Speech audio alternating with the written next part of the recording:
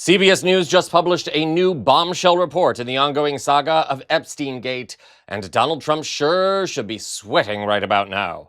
How does Melania get all that bronzer out of his whites? I would love to know. Welcome to Occupy Democrats. I'm David Reddish.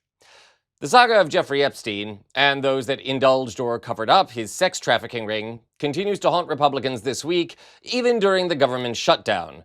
For one thing, just days ago, the Supreme Court tossed a bid by Epstein's accomplice Ghislaine Maxwell to have her sentence overturned. More breaking news this morning. The Supreme Court rejecting a bid to hear Ghislaine Maxwell's appeal. Maxwell argues she was unjustly prosecuted for her role helping Jeffrey Epstein recruit and groom girls as young as 14. In 2022, she was sentenced to 20 years behind bars for sex trafficking.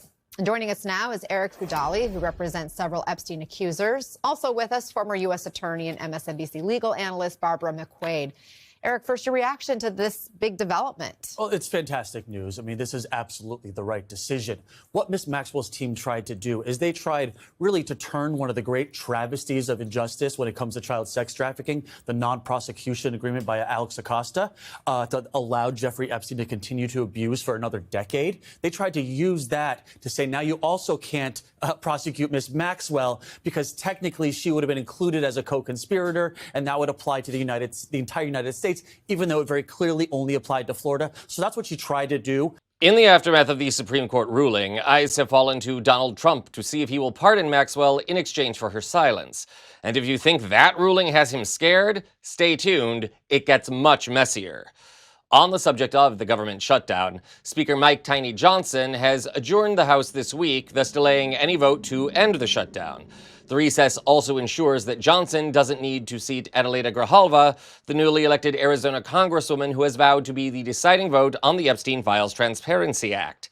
Adding to speculation that the Epstein Files, not a budget resolution, is really what is motivating Tiny Johnson, Congresswoman Marjorie Taylor Greene, of all people, appeared on CNN this morning to share her thoughts. Is the Jeffrey Epstein files, wanting to release those. I know Democrats have also been calling for that, a few other Republicans as well.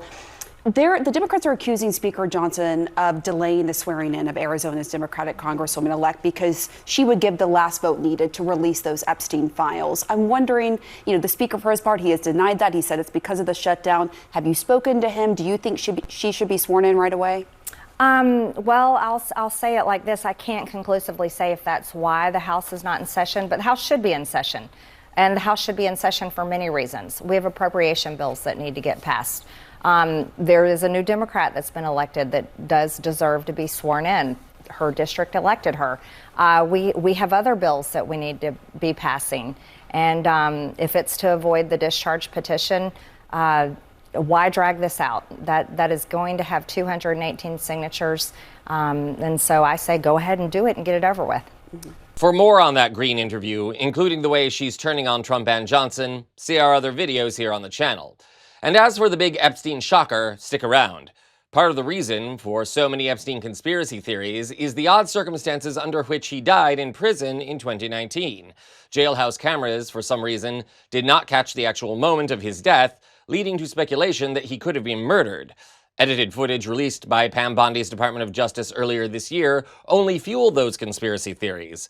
And now CBS News has made some even bigger revelations. Revelations that suggest a cover-up. CBS News reported this morning on a litany of mistakes and irregularities in the law enforcement investigation into Epstein's death. Among them, it took investigators a full 2 years to interview Epstein's neighbors in his cell block. Furthermore, a stack of 90 photos taken of Epstein's cell revealed that its contents had been moved, rearranged, and staged. To what end, we do not know. Moving objects in the cell, ranging from his mattress to private mementos, of course, means that the scene was contaminated.